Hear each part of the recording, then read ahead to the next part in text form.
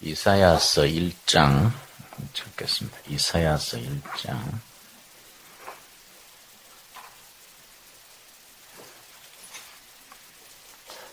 이사야서는 66장으로 되어 있는데 성경 전체가 66권인 것과 맥을 같이 합니다. 구약 성경이 1장에서 39장까지 내용, 구약 성경이 39권이고 신약 성경이 27권입니다. 그런데 이사야서의 내용의 흐름이 1장에서 39장까지는 구약의 맥을 같이 하고 40장부터 66장까지 27장은 신약과 맥을 같이 합니다. 구약은 징계와 심판, 채찍과 꾸지람이 중심을 이루지요. 이사야서 1장 2절 말씀, 1장 2절 말씀. 하늘이여 들으라, 땅이여 귀를 기울이라. 여호와께서 말씀하시기를 내가 자식을 양육하였거늘 그들이 나를 거역하였도다. 구약은 이런 흐름입니다. 1장 20절 말씀. 이사야 1장 20절. 너희가 거절하여 배반하면 칼에 삼키우리라. 여호와의 입의 말씀이니라. 이 말씀대로 이스라엘 백성들이 하나님을 거역하고 우상 앞에 엎드리고 그래서 BC 586년에 바벨론 칼에 완전히 망하게 됐습니다. 그런데 이사야서가 39장까지 그 흐름으로 나가다가 40장에 들어가면서 확 달라집니다. 이사야서 40장 1절 말씀. 40장부터 66장까지 27개 장은 완전히 분위기가 용서와 은혜, 축복과 이렇게 하나님의 화평의 소식이 임합니다. 40장 1절. 너희 하나님이 가라사대 너희는 위로하라. 내 백성을 위로하라. 용서와 위로의 말씀이 시작됩니다. 43장 18절 보겠습니다. 43장 18절 말씀. 너희는 이전 일을 기억하지 말며 옛적 일을 생각하지 말라. 과거에서 해방, 과거서부터 옛날의 허물과 옛날의 속박에서 노임받게 되는 것입니다. 그래서 19절 보라, 내가 새 일을 행한다. 새로운 화해의 시대, 용서와 축복의 시대, 새로운 역사가 시작이 되는 것을 선포합니다. 60장 1절 마찬가지입니다. 60장 1절. 이사야서 60장 1절. 그래서 성경학자들 중에는 이사야서의 저자가 두 명이다. 1장에서 39장까지 저자가 다르고 40장부터 66장까지는 다른 저자다. 그 제2 이사야서 저자라 그럽니다. 그러나 내 생각은 하나님의 선포하는 메시지의 내용이 바뀌어지는 것이지 저자가 다른 건 아닐 거이다 생각합니다. 60장 1절 우리 같이 읽겠습니다. 일어나라 빛을 발하라. 이는 너 빛이 이르렀고 여호와의 영광이 너 위에 임하였음이니라.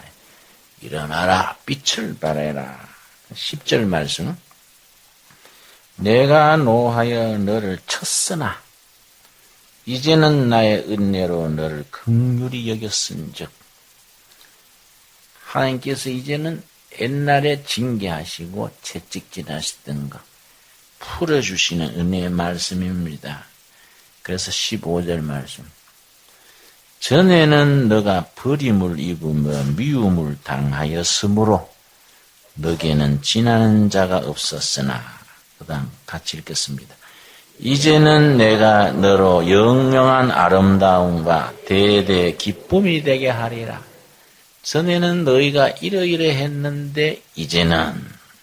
그래서 영어 성경에는 아주 실감나게 표현합니다. At that time. 그때는 너희가 이러이러 했다. 이제는 from now on. 이제부터는 다르다. 왜냐? 내가 너희들 용서해줬고 너희들을 위로하고 축복한다. 근데 오늘 본문 말씀이 61장 아주 클라이막스로 올라갑니다. 61장 1절입니다. 61장 1절. 이 1절에서 4절까지가 우리 두레교회에서는 굉장히 중요합니다. 두레교회의 뿌리가 활빈교회에 있습니다. 우리 두레교회 처음 시작할 때 10년 전에 이름이 구리 활빈교회였습니다.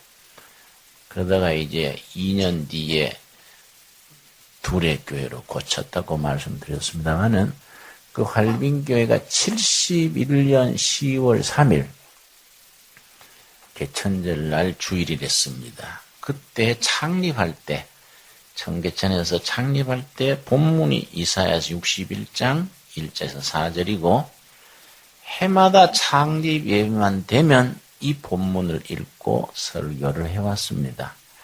내가 참 아쉽게 생각하는 것은 참 기록이라는 것이 중요한데 71년부터 지금까지 해마다 창립 주일만 되면 이 본문으로 설교를 했는데 그게 전부 남아있다면은 대단히 그 참 다양하고 인내로울 텐데 그게 챙기지를 못해서 그때는 뭐 먹고 사는데 급해가지고 뭐 살아남기에 급급해서 그거 다 뭐 녹음을 하거나 남기지를 못했던 게 참 그 아쉽습니다. 다행히 내 새벽을 깨우려다는 책에 71년 창립할 때의 원고 내용이 거기 속에 중심이 들어 있습니다. 그나마 좀 남아있는 셈이죠. 지금 또 내가 그걸 읽으면은 벌써 71년이니까 몇 년 전입니까? 내가 참 이상한 생각이 들어요. 야, 그때는 내가 똑똑했던가 아닌가? 응? 나이 들면서 어떻게 좀 띵해지는가? 내가 아주 속으로 의아해야 합니다. 야, 그때는 상당히 총명했구나. 그런 생각하고 참 읽을수록 잘 된 것 같아요. 그래서 그 새벽을 깨우르다 아시지요? 벌써 국내에서 100판이 넘지요. 100판. 그 이제 외국에서도 5나라 말로 번역이 됐는데 영어, 독일어, 영어, 일어, 중국어, 러시아어.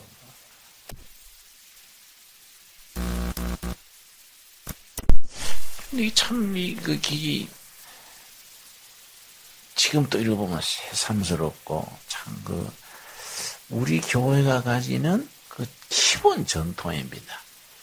그 속에 우리 두레교회 시작할 때부터의 5가지 원칙이 있습니다. 5가지. 우리 거기서 벗어나면 안 돼요.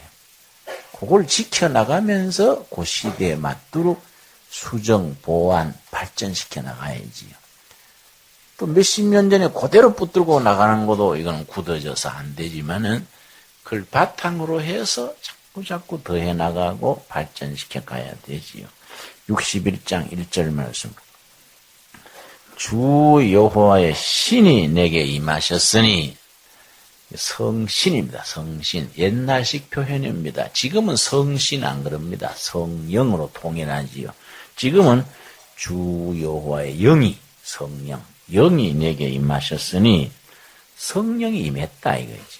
성령이 왜 임했느냐? 이는 그 임한 이유는 이 말이죠. 이는 여호와께서 내게 기름을 부으사. 기름을 부었다는 말은 2가지 의미가 있습니다. 성경에 기름 부었다는 말이 자주 나오지요. 2가지 의미. 첫째는 사명을 주었다. 사명, 미션. 사명을 주셨다. 임무, 사명을 주었다. 둘째는 그 사명을 감당할 능력. 이걸 카리스마, 파워, 능력을 주었다. 사명을 주고 그 사명을 감당할 능력까지 줬다. 이게 기름 부었다는 말의 의미입니다. 기름을 부어서 뭐하게 하려고 기름을 부었느냐? 사명을 맡기고 능력을 주신 이유는 뭐이냐? 가난한 자에게 아름다운 소식을 전하게 하려 하심이니라. 가난한 자들에게 아름다운 소식, 아름다운 소식을 다른 말로 복음이죠. 복음, 복된 소리, 복음이 아름다운 소식이죠.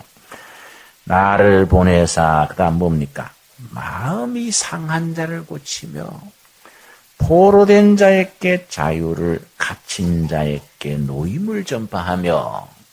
자, 2절 같이 읽겠습니다. 여호와의 은혜해와 우리 하나님의 신원의 날을 전파하여 모든 슬픈 자를 위로하되. 은혜해와 우리 하나님의 신원의 날, 신원의 날, 거기다 줄을 칩시다. 신원의, 은혜해, 신원의 날. 아주 참, 성경의 이름 깊이입니다. 기독교 신앙에 가지는 깊은 차원입니다. 은혜란 말이 아주 굉장히 중요하고요. 신원의 날은 한을 풀어주는 날, 한풀이 해주는 날.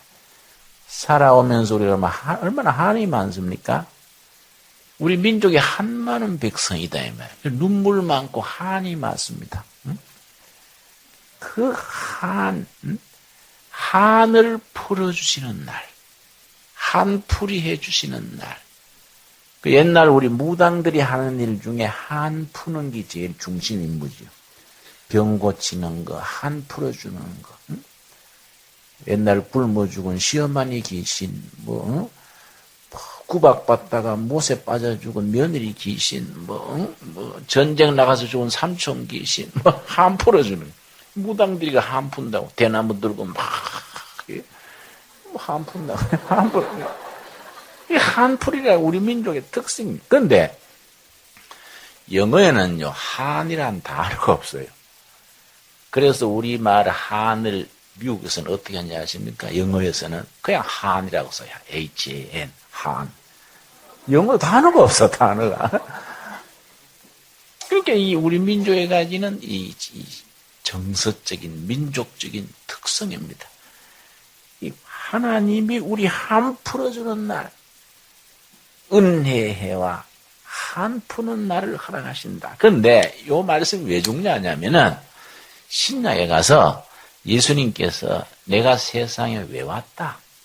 그 말씀하실 때 이 본문을 인용하신 겁니다. 누가복음 4장입니다. 누가복음 4장. 예수님께서 이 땅에 오신 자기 목적, 예수님도 이 땅에 오실 때 사명이 있을 거 아니겠습니까? 그걸 말씀하실 때 이 본문을 인용하신 겁니다.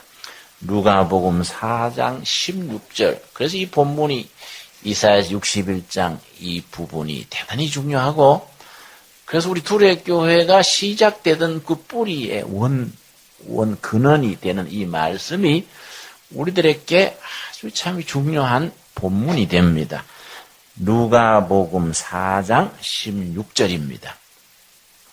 예수께서 그 자라나신 곳 나사렛에 이르사 안식일에 자기 규례대로 예수님이 고향에 갔었습니다. 고향 가서 허튼 말 하겠습니까? 다 자기 같이 큰 사람들, 동네 어른들 있는 데서 아주 참 진지하게 말씀하시지요. 자기 규례대로는 해오던 습관대로 이 말입니다. 규례대로, 전통, 습관대로 회당에 들어가서 성경을 읽으려고 서심해 17절 선지자 이사야의 글을 드리거늘 책을 펴서 이렇게 기록한 데를 찾으시니. 그리고 예수님이 고향 가셔서 회당, 시나고그입니다. 시나고그. 회당에 들어가서 성경을 읽으시는데 예수님이 찾아서 읽으신 부분이 아까 읽은 이사야서 61장 1절과 2절 본문인 겁니다. 자, 우리 한번 18절, 19절 같이 읽겠습니다. 주의 성령이 내게 임하셨으니 이는 가난한 자에게 복음을 전하게 하시려고 내게 기름을 부으시고 나를 보내사 포로된 자에게 자유를, 눈먼 자에게 다시 보게 함을 전파하며 눌린 자를 자유케 하고 주의 은혜를 전파하게 하려 하심이라 하였더라. 이사야 61장 1절 2절을 딱 예수님이 읽고 나셔서 그 다음 말씀이 중요합니다. 그 다음.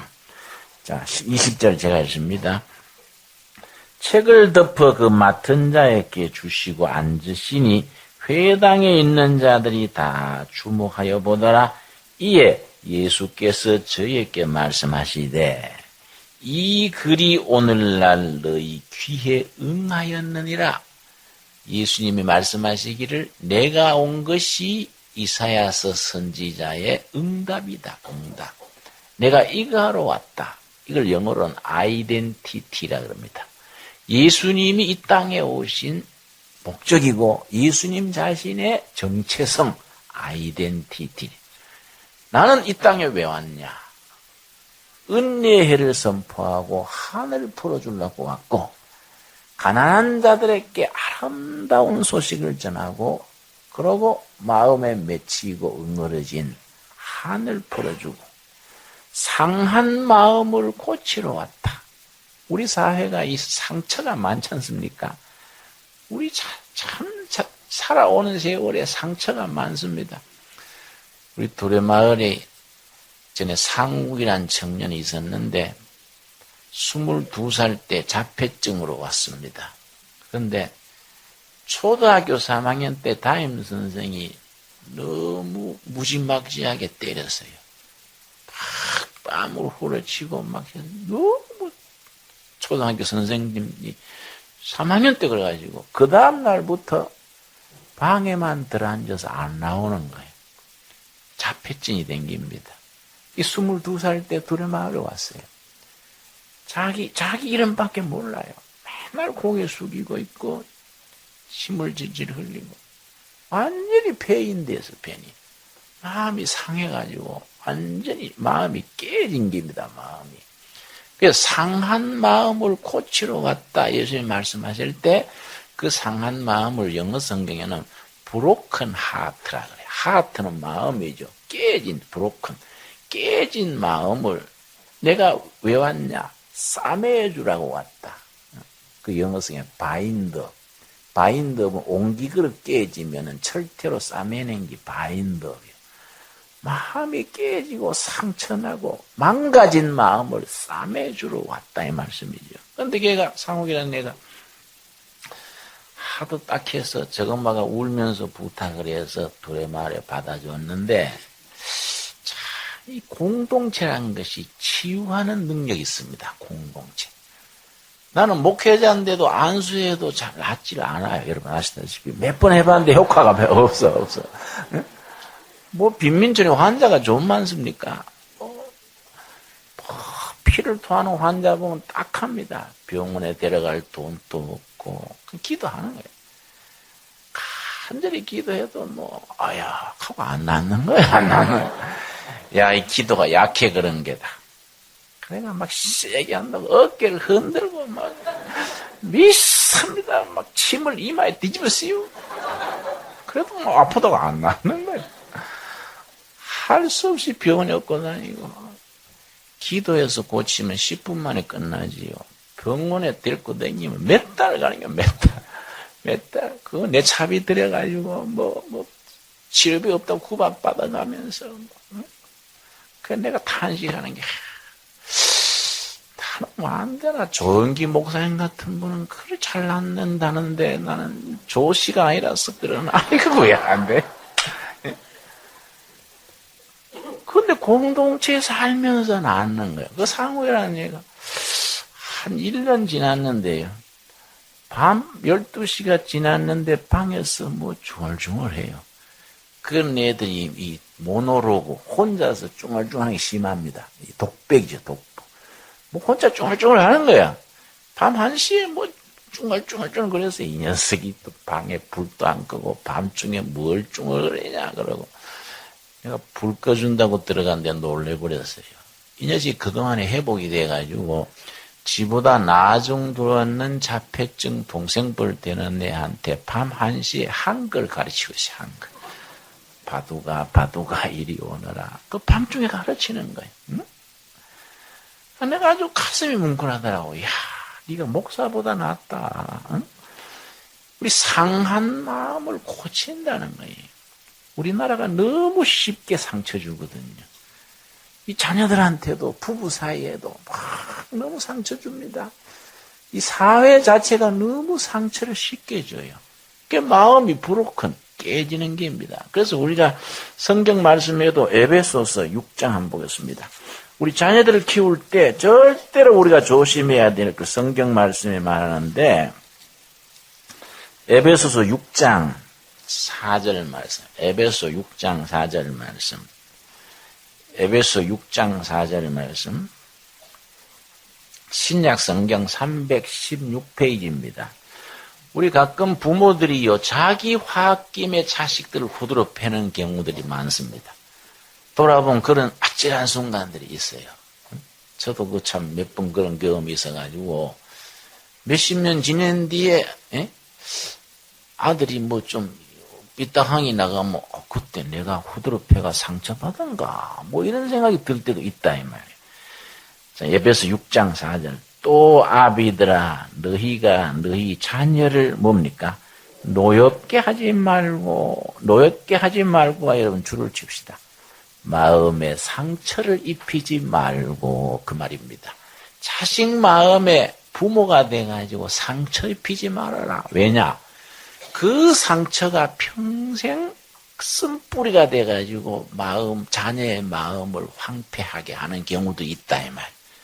너희 자식들의 마음에 상처를 입히지 말고 그 뜻이지요. 오직 주의 교양과 뭐이지요?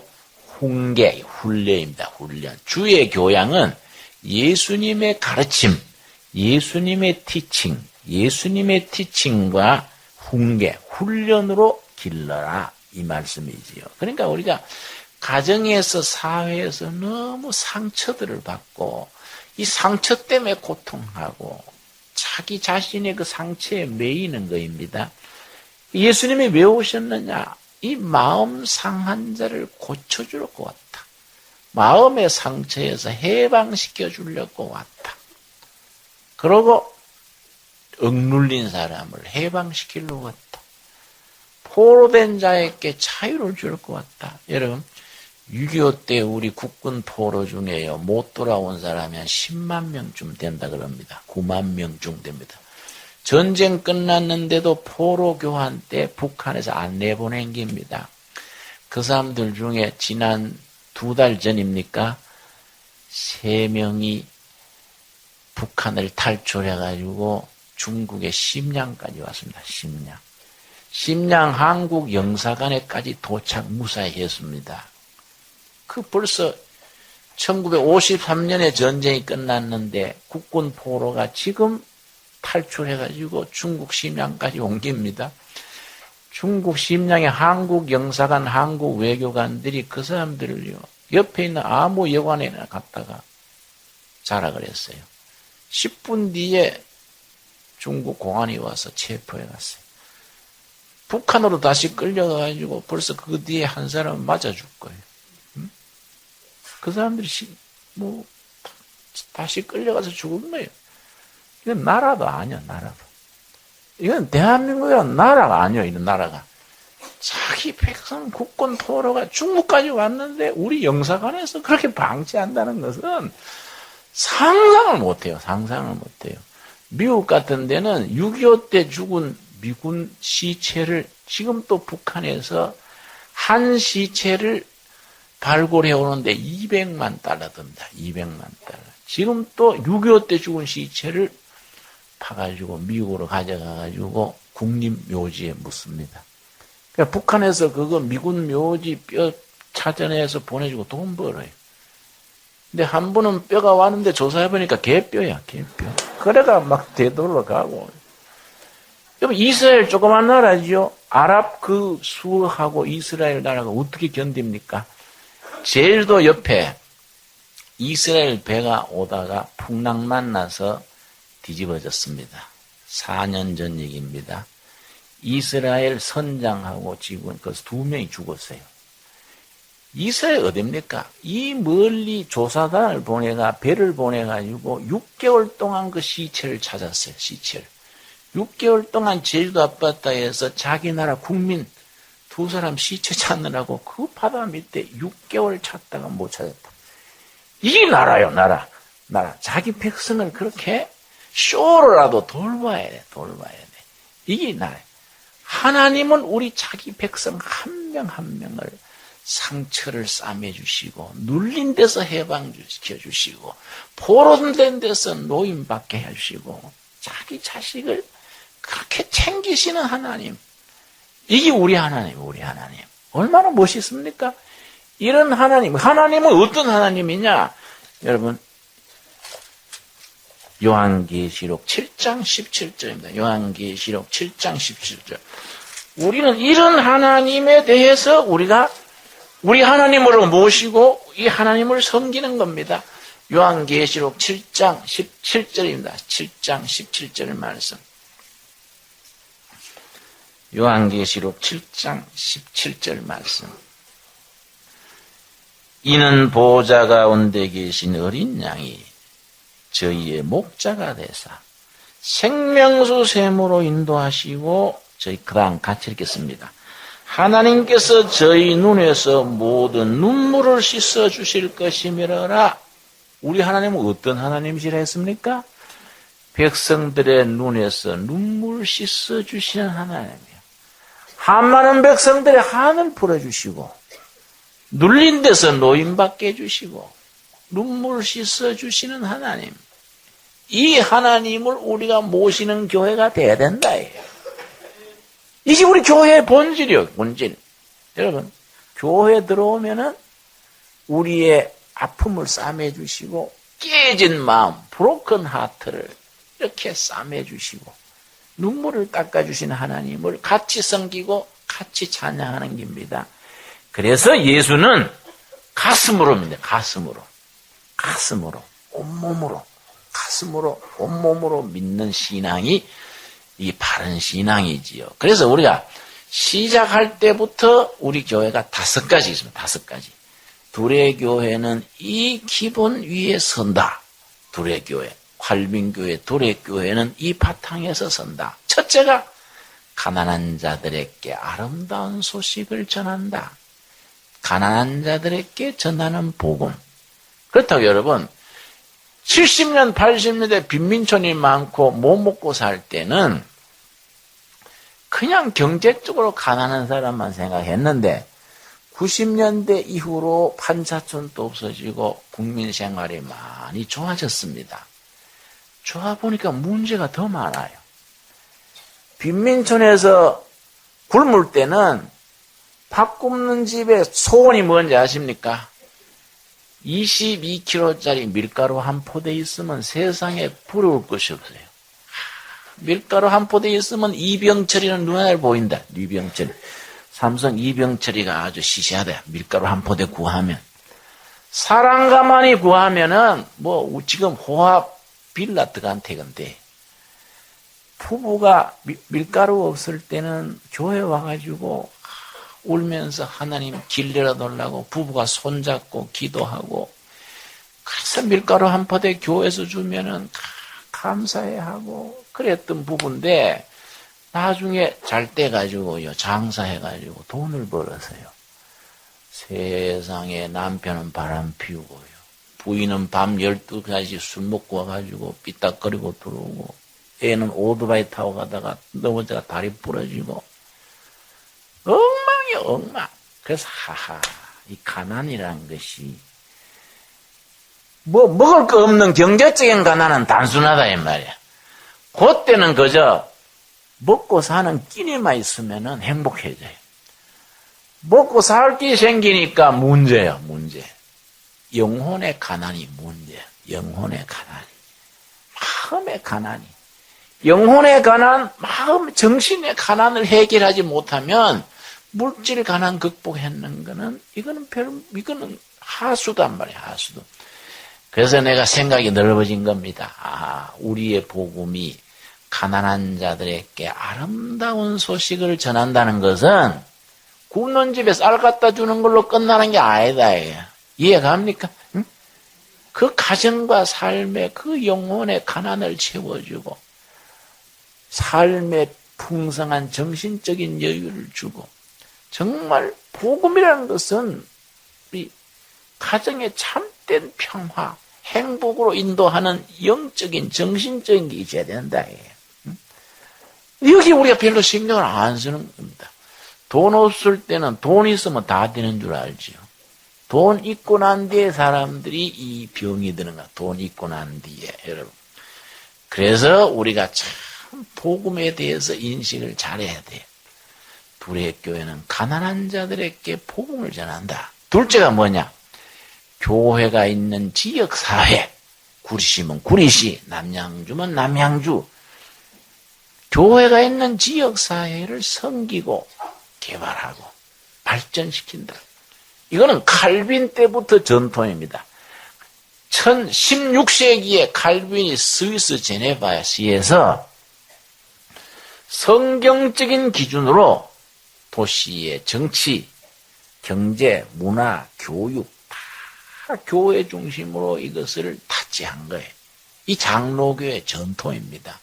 한국에는 장로교가 중심이 됐는데 칼빈의 전통을 못 받아들였습니다. 교회는 부흥되는데 나라는 좋아지지 않는다든지 교회는 고랫등같이 지었는데 주민들은 바닥에서 헤매면은 이거 안 된다. 교회와 지역사회, 하나님 사랑과 이웃 사랑, 예수 사랑과 결의 사랑이 칼빈의 전통 안에서는 같이 나가는 겁니다. 같이. 지역사회 그 시대를 섬기고 발전시킨다. 두 번째입니다. 세 번째가 뭐이냐? 우리가 구원받는 건 믿음으로 구원받았지요. 그렇죠? 사는 거는 사랑으로 사는 겁니다. 사랑으로. 사랑을 배우고 실천한다. 사랑. 사랑을 왜 배운다고 말하느냐? 사랑은 훈련받아야 돼요. 결혼했다고 사랑이 되는 게 아닙니다. 성령 받았다고 사랑이 되는 게 아니에요. 사랑을 해야지 마음은 먹게 된 겁니다. 사랑을 실천하려면 훈련을 받아야 돼. 사랑할 수 있는 인격, 됨됨이, 사랑할 수 있는 사람으로 훈련이 돼야 되는 겁니다. 그래서 교회에서 하는 일 중에 사랑을 할 수 있는 사람들로 훈련시켜가지고 사랑을 실천할 수 있도록 이끌어줘야 된다.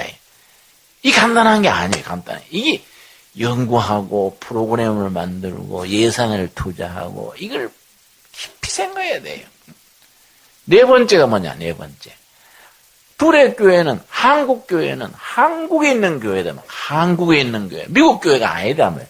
한국 교회와 미국 교회, 한국 지부가 아니다 이 말이에요.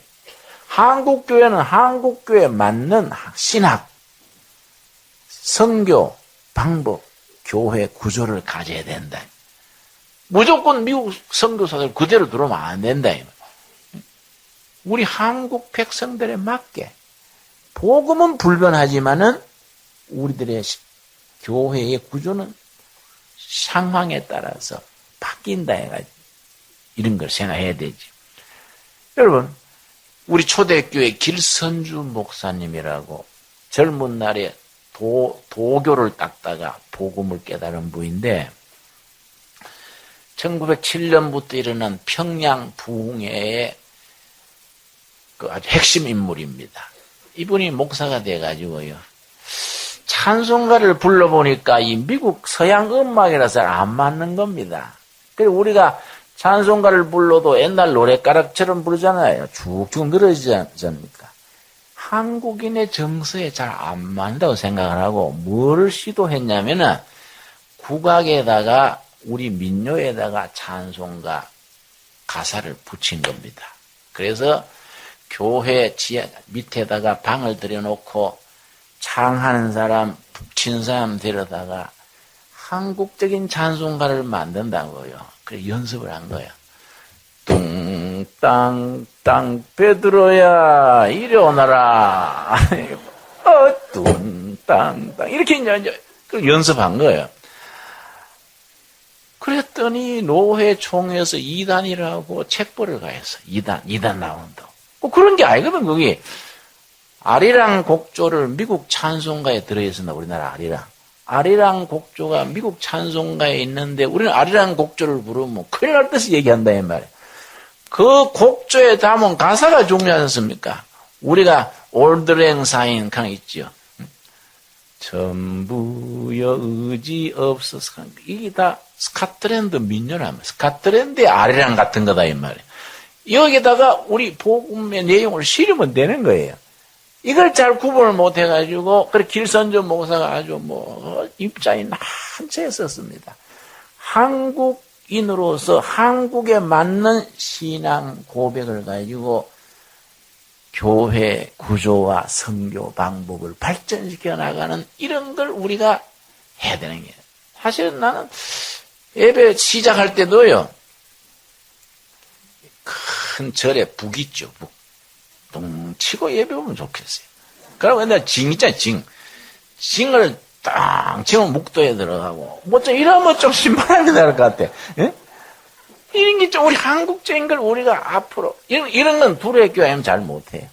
다른 교회는 간띠가 적어가지고, 왜냐, 길선전 목사 때 좀 이단 났다고 또 들으면 응? 우리가 이단에 그래도 배째락 하고 나가면 되죠. 안 그래요? 응? 지난번에도 미국 갔더니 나 한쪽에서 김진호 목사 이달이라던데 그래서 내가 나는 왜 진급이 안 되냐. 지난번에도 이달에 그래도 몇 년 되시 3단으로 올려주라 안 해. 그러면 복음의 본질이 변하면 안 되는 겁니다. 이거는 불변이죠. 그러나 이걸 우리 적용하는 건 밖에 나간다. 이해가지요? 우리 처음부터 그 시도를 걸고 나간 겁니다. 5번째가 뭐냐면 5번째. 교회, 사회의 정의를 받는 소셜 자스티스. 교회가 있기 때문에 국민들의 생활이 뭔가 정의롭고 바른 사회가 되도록 우리가 이걸 이끌어 나가야 된다 이거죠. 그래서 여러분 구약 성경 예언자들의 모든 메시지를 딱 한 구절에 줄인 것이 미가서 5장입니다. 우리 한번 찾아보겠습니다. 미가서 이 참 미가서가 중요한 본문입니다. 혹시 여러분 미가서가 있나 마가를 잘못한 거 아닌가 이런 건 없습니까? 구약에 미가서가 있습니다. 예언자들의 메시지를 딱 한 절로 줄인 것이 미가서 6장 8절입니다. 6장 8절 말씀. 6장 8절 말씀. 구약 성경 1296페이지. 1296페이지. 자, 미가서 6장 8절 말씀. 사람아 주께서 선한 것이 무엇임을 너게 보이셨나니 여호와께서 너게 구하시는 것이 하나님이 우리한테 구하시는 게 뭐냐예요. 하나님이 도래교회 교인들한테 구하시는 게 뭐냐 이거지. 3가지입니다. 3가지. 첫째, 오직 뭘 행하며? 공의, 소셜 자스티스, 정의롭게 사는 거. 정의롭게 액션하는 거. 정의롭게 사는 거죠. 첫째입니다. 이건 아모스의 정의입니다.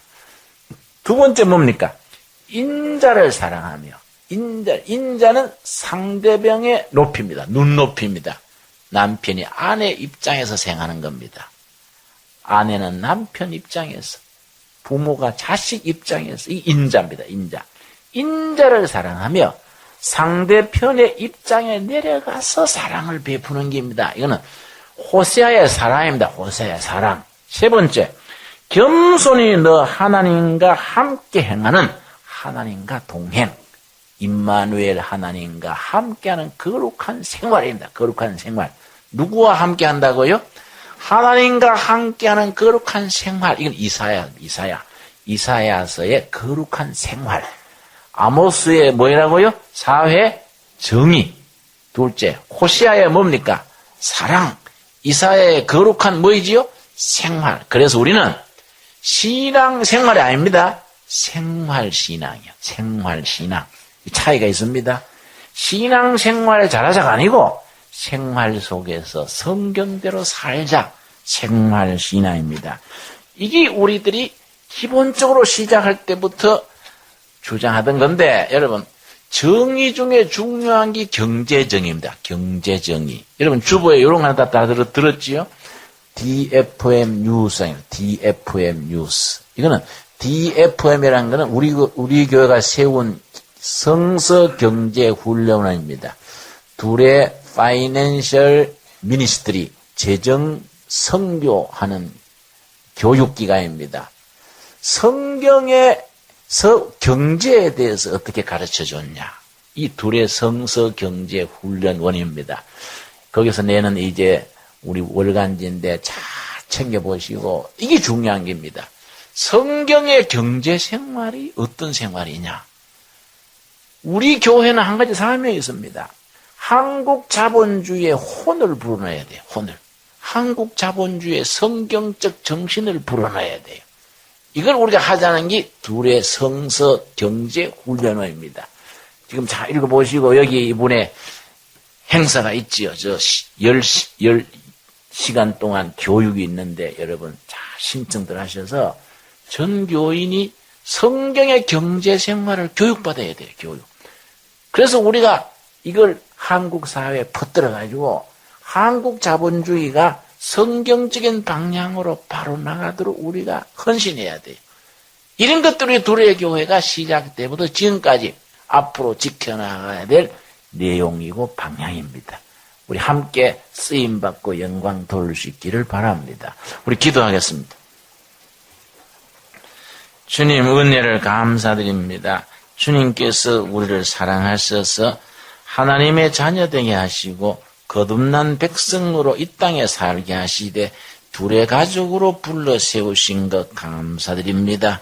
옛날 선지자들이, 예수님의 제자들이 목숨을 걸고 전하던 그 말씀대로 생활 속에 바른 신앙을 세워가게 하여 주시옵소서.